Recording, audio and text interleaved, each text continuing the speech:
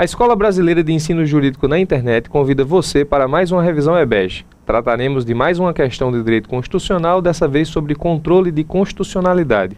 Vamos à leitura da questão. A respeito do controle de constitucionalidade das leis e dos atos normativos, assinale a opção correta. Item A.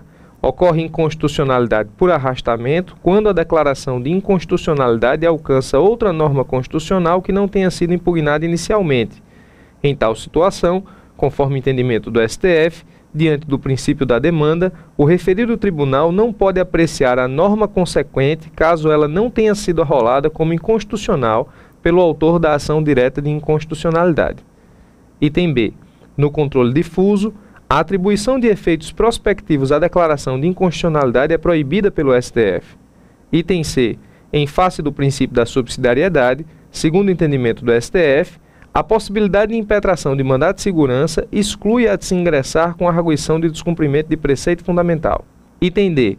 A expressão bloco de constitucionalidade pode ser entendida como conjunto normativo que contém disposições, princípios e valores materialmente constitucionais fora do texto da Constituição Federal formal. Item E. Os tribunais de justiça dos Estados, por decisão da maioria relativa de seus membros, podem deferir pedido de medida cautelar na ação declaratória de constitucionalidade consistente na determinação de que os juízes e os tribunais suspendam o julgamento dos processos que envolvam a aplicação da lei ou do ato normativo objeto da ação até seu julgamento definitivo. Portanto, nós estamos diante de uma questão de direito constitucional que trata especificamente sobre o controle de constitucionalidade.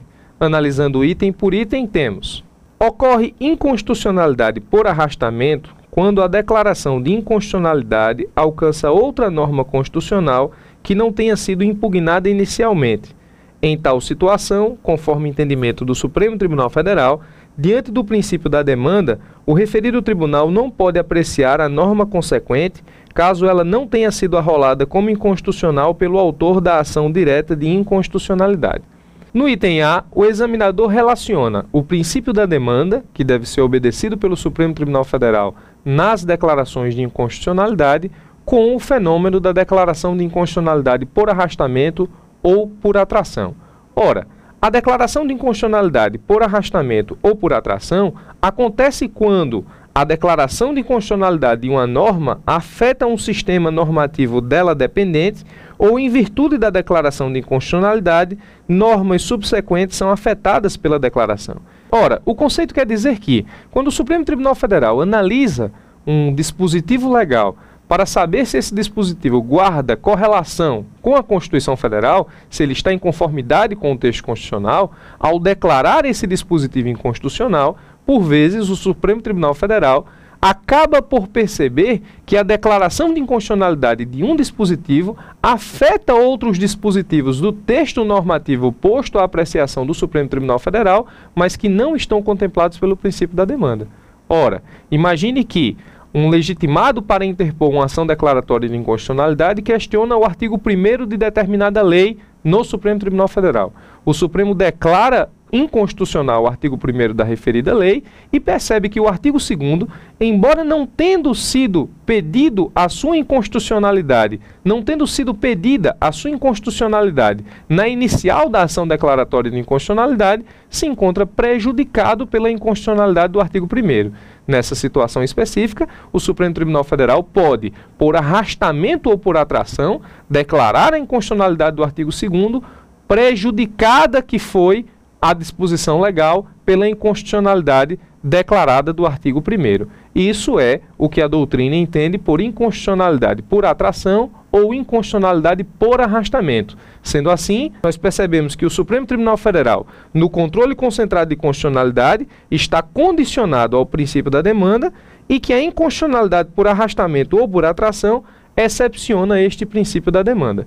Sendo assim, o item A, ao dizer que o Supremo Tribunal Federal não pode declarar inconstitucionalidade por atração ou por arrastamento, porque está condicionado ao princípio da demanda, encontra-se incorreta e não representa a resposta à questão mencionada, à questão colocada à apreciação no momento. Vamos ao item B. No controle difuso, a atribuição de efeitos prospectivos à declaração de inconstitucionalidade é proibida pelo Supremo Tribunal Federal. Ora, o item, a exemplo do item A, encontra-se incorreto.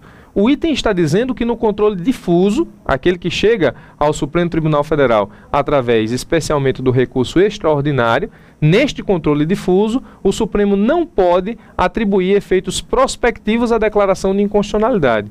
O Supremo está proibido de declarar esses efeitos prospectivos no controle difuso. Essa é a assertiva apresentada no momento. O item encontra-se incorreto e, para analisarmos a profundidade do item, existe uma evolução do conhecimento jurídico que nós vamos ver nesse momento. Nessa evolução, nós temos o seguinte: no primeiro momento, Kelsen, ao determinar que a Constituição é o fundamento de validade das normas jurídicas, criou uma estrutura hierárquica, onde a Constituição Federal passa a ser a fonte de validade, a fonte que rege o ordenamento jurídico, e todas as normas jurídicas que estão dentro do ordenamento jurídico produzindo efeitos precisam guardar conformidade ao disposto na Constituição Federal. Sendo assim, através da teoria de Kelsen, se dá a necessidade de estabelecimento de um controle das normas infraconstitucionais para determinar se esse grau de validade ou se esse grau de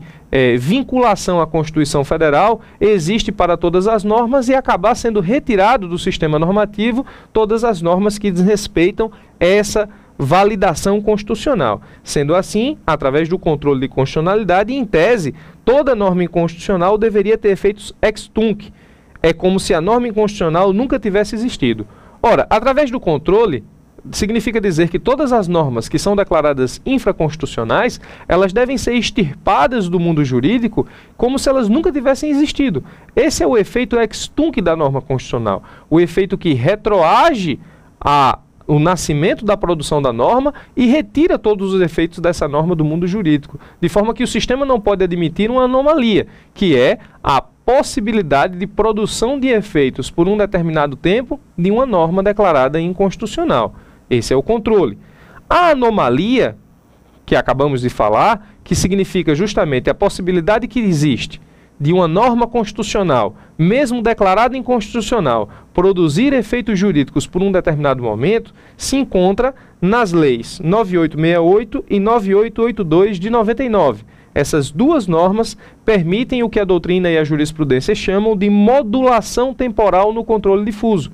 O que é a modulação temporal? É justamente a possibilidade que se tem de atribuir efeitos jurídicos a uma norma declarada inconstitucional por um determinado período de tempo.